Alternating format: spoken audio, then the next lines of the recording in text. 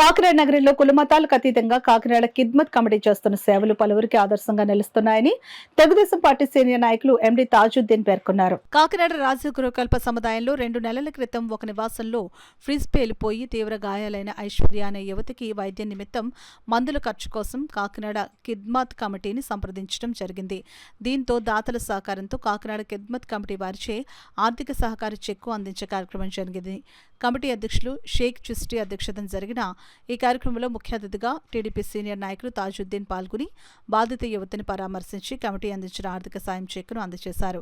ఈ సందర్భంగా తాజుద్దీన్ మాట్లాడుతూ కాకినాడ కిద్మత్ కమిటీ సేవలను కొనియాడారు. యువతికి మెరుగైన వైద్యం అవసరమైతే సిటీ ఎమ్మెల్యే వనమాడి కొండబాబు దృష్టికి తీసుకుని వెళ్లి వైద్య సహాయం అందించడం జరుగుతుందని యువతికి భరోసా ఇచ్చారు. కార్యక్రమంలో కమిటీ కార్యదర్శి హుస్సేన్, కమిటీ ఫౌండర్ అధ్యక్షులు హసన్ షరీఫ్, కమిటీ సభ్యులు ఫక్రుద్దీన్, ఆలీ, యహాతైషా ముద్దీన్, యువతి కుటుంబ సభ్యురాలు చంద్రకళ తదితరులు పాల్గొన్నారు. కిద్మత్ కమిటీ వారు వచ్చి ఓ 10,000 రూపాయలు వాళ్ళు ఆర్థిక సహాయం ఈ పాపకి చేయడం జరిగింది.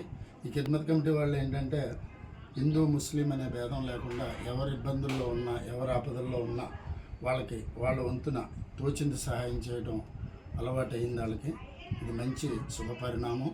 అలాగే వీళ్ళు కరోనాలో కూడా చాలామంది చనిపోయినా కూడా దహన సంస్కారాలు చేయటం, కరోనాలో బాధలు పడుతున్న ఆకలి ఇబ్బందులు పడుతున్న వాళ్ళకి భోజనాలు అవి సప్లై చేయటం, అలాగే చనిపోయిన వాళ్ళకి అంబులెన్స్ ద్వారా తీసుకెళ్ళి దహన సంస్కారాలు చేయటం ఇలా చేసుకుంటూ వస్తున్నారు.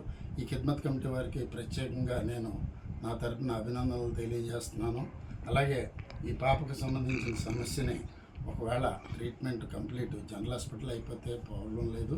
ఒకవేళ ఏదైనా ప్రైవేట్ హాస్పిటల్లో చేయించుకునే పరిస్థితి ఉంటే స్థానిక ఎమ్మెల్యే కొండబాబు గారి దృష్టికి కూడా నేను తీసుకెళ్ళి వాళ్ళకి ఏదైనా సీఎం రిలీఫ్ ఫండ్ నుంచి వచ్చేది ఏదైనా ఉంటే ఇప్పించగలవాడిని అని చెప్పేసి మీకు తెలియపరుస్తూ కిద్మత్ కమిటీ వారికి మరొకసారి నేను అభినందనలు తెలియజేస్తాను.